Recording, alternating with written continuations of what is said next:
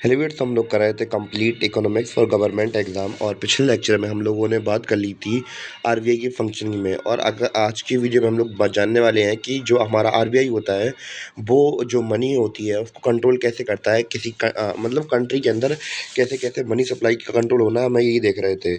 तो पिछले लेक्चर में हम लोगों ने बात कर ली थी बैंक रेट के बारे में, रेपो रेट के बारे में और रिवर्स रेपो रेट के बारे में।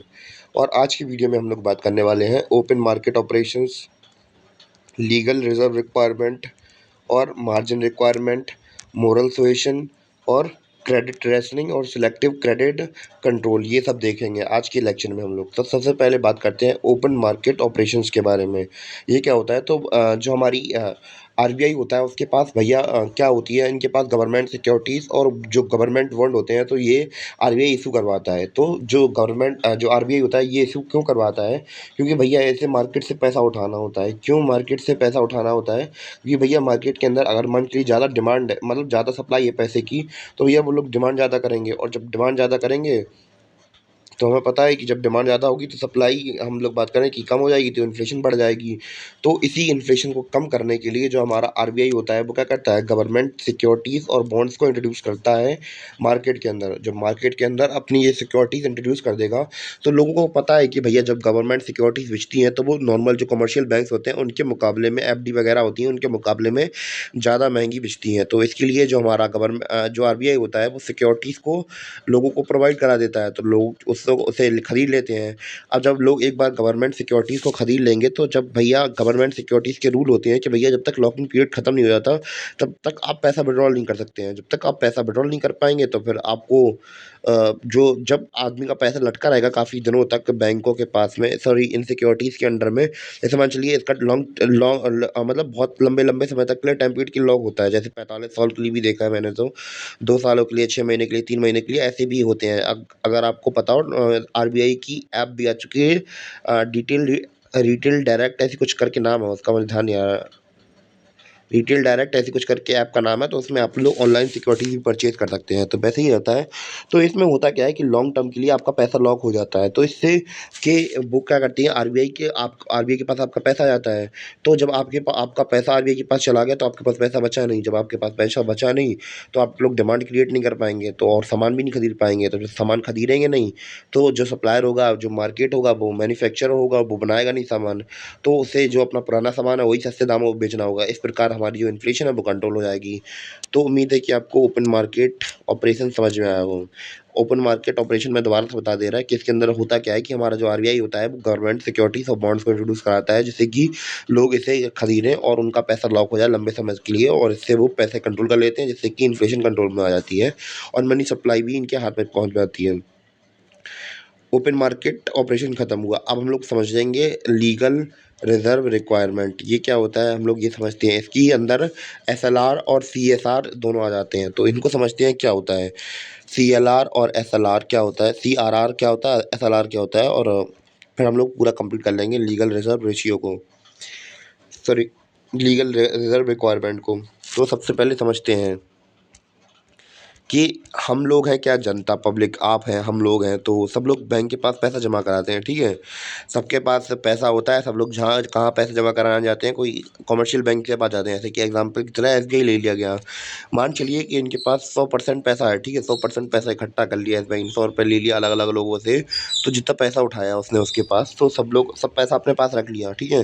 इसके बाद अब आरबीआई इन्हें क्या करता है, तो आरबीआई के गाइडलाइन के अकॉर्डिंग तो कुछ पैसा इन्हें जमा करना पड़ता है कैश रिजर्व रेशियो के फॉर्म में। कहाँ पे? आरबीआई के पास में। चाहे वो 5% हो, 10% हो, और ये जो दरें होती हैं ये वेरी करती रहती हैं। जैसे ही आरबीआई को लगता है कि उसे सीआरआर की वैल्यू बढ़ा देनी चाहिए या एसएलआर की वैल्यू बढ़ा देनी चाहिए, तो वो अपने हिसाब से बढ़ा देता है। तो सीआरआर क्या होता है? सीआरआर कैश रिजर्व रेशियो वो होता है कि सिक्योरिटीज़ के तौर पर जो कमर्शियल बैंक्स होती हैं उनको जमा करना पड़ता है अपने पैसे का कुछ परसेंट, किसके पास? आरबीआई के पास। तो उसी रखे हुए पैसे को क्या बोलते हैं? Cash reserve ratio. और कुछ पैसा अपने पास रखना पड़ता है जिससे जिसे वो किसी को दे नहीं सकता है, इसे हम लोग स्टैट्यूटरी लिक्विडिटी रेशियो कहते हैं, एसएलआर कहते हैं। यानी कि कुछ पैसा अपने पास रखना है रिजर्व करके, और कुछ पैसा आरबीआई के पास रखना है। यानी कि जो आरबीआई हमारा जो एसबीआई कमर्शियल बैंक से इनका काम क्या है? इनका काम यही है कि भैया पैसा मिले, उसे लोन मिले तो उससे पैसा कमाओ। तो ये केवल उतना पैसा ही लोन में दे सकते हैं जितना पैसा आरबीआई कहे उन्हें। क्योंकि भैया कुछ परसेंट पैसा इन्हें आरबीआई के पास देना पड़ता है, कुछ परसेंट पैसा अपने पास रखना पड़ता है। इतने पैसे को वो लोग लोन में नहीं दे सकते हैं। और हमारा जो आरबीआई होता है, इसी इसी जो जो रेट है हमारे, जैसे ऐसा सीआरआर का रेट है या फिर एसएलआर का रेट है, इसको कम ज़्यादा करता रहता है। अगर उसे मार्केट के अंदर मनी फ्लो बढ़ाना है, तो फिर वो क्या कर देगा, इन रेट को कम कर देगा, सीआरआर और एसएलआर के रेट्स को कम कर देगा।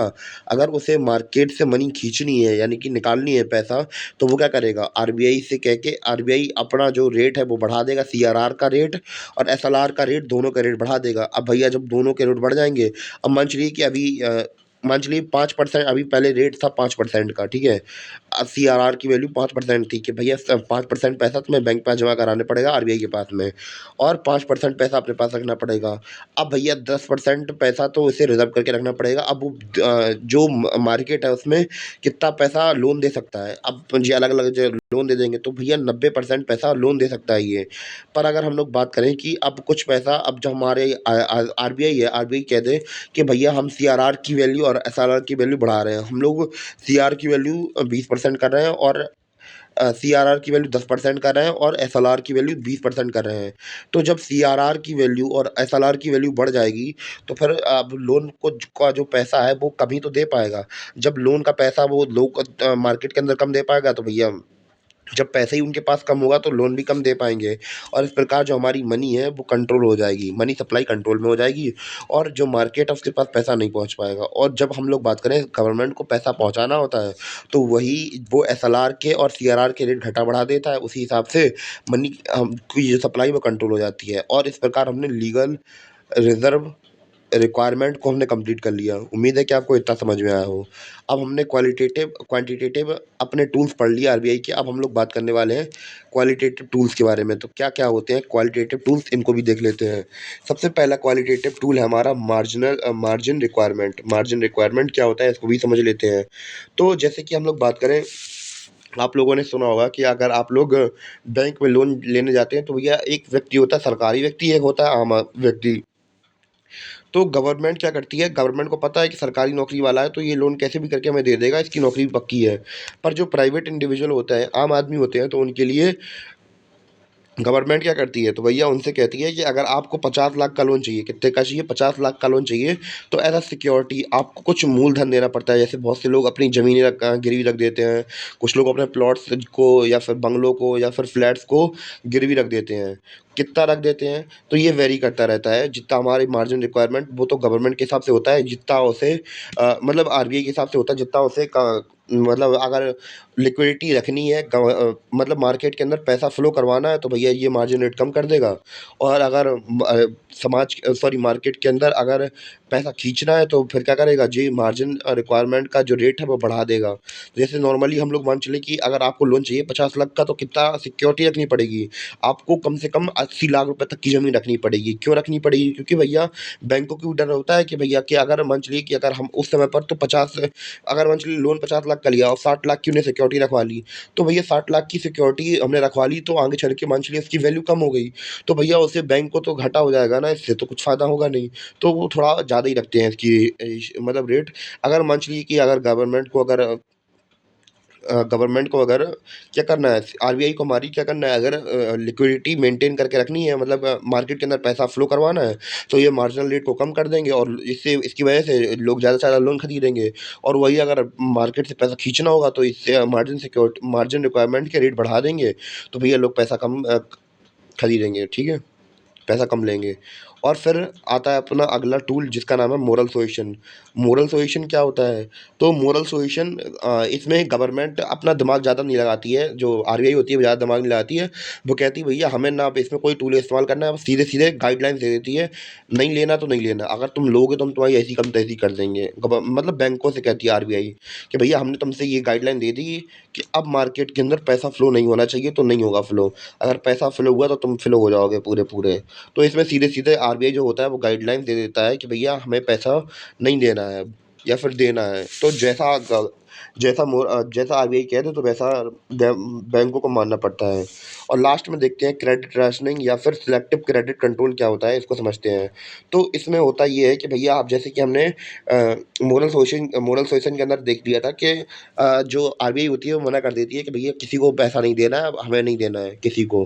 पर अगर हम लोग बात करें, कुछ लोग ऐसे होते हैं जिन्हें बहुत ज़्यादा ज़रूरत होती है लोन की, बिना लोन के उनका काम ही नहीं चलेगा। अब जैसे एग्रीकल्चर हुआ, एग्रीकल्चर के अंदर जो छोटे किसान हैं, अब भैया उनके पास अगर लोन होगा नहीं, वो पैसा होगा नहीं, तो भैया वो क्या करेंगे? अब उनका खेती नहीं कर पाएँगे, तो फिर उनकी जो ज़मीन है, उनका एम्प्लॉयमेंट है, वो सब खतरे में आ जाएगा। तो इसलिए जो गवर आरबीआई होती है या फिर गवर्नमेंट होती है, वो क्या करती है, कुछ लोगों को छूट दे देती है कि भैया उनके लिए लोन मिलता रहेगा उन्हें सस्ते दरों पर। तो भैया सिलेक्टिव कुछ लोगों को चुन के अ, उधार दे दिया जाता है, लोन दे दिया जाता है। वही हमारा होता है क्या, क्रेडिट रेशनिंग या सिलेक्टिव क्रेडिट कंट्रोल। जैसे कि कुछ-कुछ सेक्टर्स होते हैं, जैसे एग्रीकल्चर का सेक्टर हुआ या फिर कुछ दूसरे सेक्टर्स हुए, इनको लोन वगैरह मिल जाते हैं, बाकी सबके लिए बंद रहे पर इनके लिए चालू रहते हैं। तो उम्मीद है कि आपको चैप्टर समझ में आया हो और बैंकिंग का ये लास्ट लेक्चर था और आज हमारा ये लेक्चर होता है खत्म। उम्मीद है कि आपको चैप्टर समझ में आया हो। मिलते हैं फिर अपने अगले वीडियो में, तब तक के लिए बाय।